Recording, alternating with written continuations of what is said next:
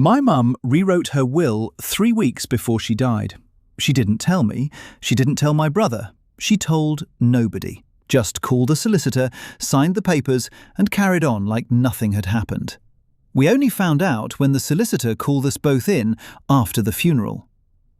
I need to give you some background. My brother Daniel is 4 years older than me.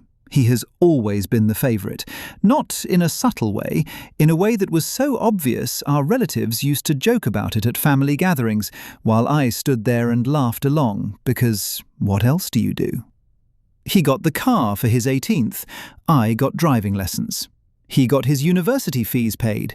I got a card that said they believed in me. I didn't resent him for it. He didn't ask for the favouritism any more than I asked to be on the wrong end of it. When Mum got her diagnosis 18 months before she passed, Daniel came home for a week, took her to a few appointments, and then went back to his life in Edinburgh.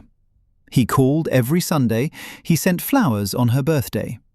I moved back in.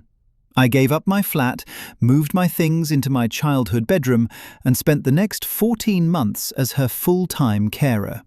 Cooking, cleaning, medications, hospital appointments, the nights when she couldn't sleep and needed someone to just sit with her.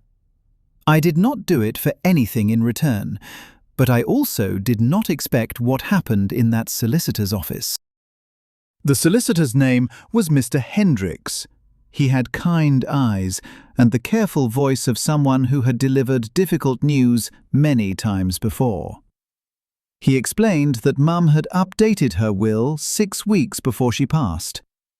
The previous version split everything equally between me and Daniel.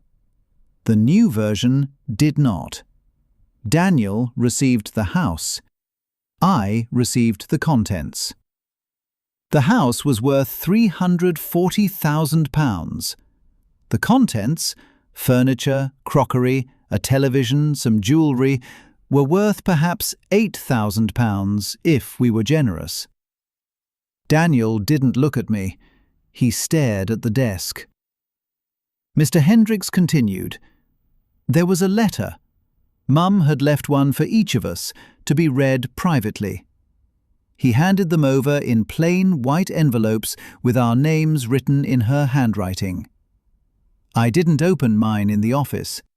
I put it in my bag and I walked out and I sat in my car in the car park for a long time. Daniel knocked on my window 20 minutes later. His face was a mess. He'd been crying. He said he didn't know.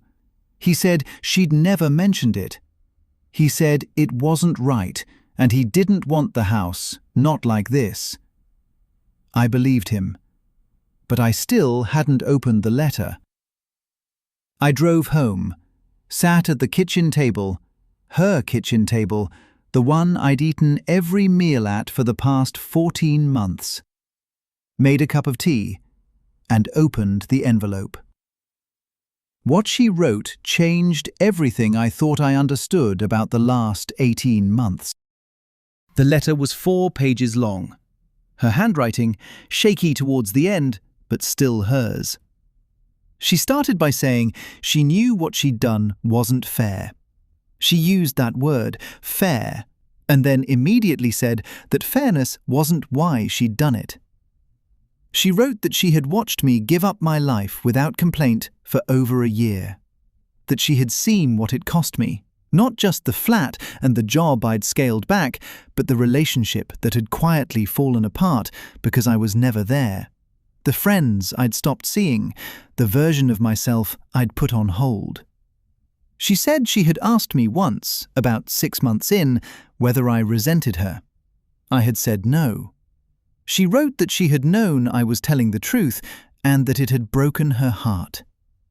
She wrote that Daniel was not good with money, that she had watched him struggle for years, quietly, too proud to say anything.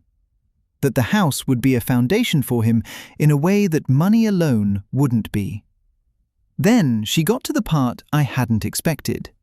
She wrote that she had spoken to a financial advisor before she died, that she had taken out a life insurance policy 18 months earlier, when she first got the diagnosis. That the policy had been structured specifically to pay out to me. Not through the will, directly to me. £280,000. She wrote, "I could not give you what your brother has always had. I could not go back and make it equal, but I could try to make the ending fairer than the beginning. You gave me 14 months of your life. I hope this gives some of it back." I sat at that table for a long time. Daniel and I talked that evening. Really talked, the kind of conversation we hadn't had in years. He didn't know about the policy. He cried again. So did I.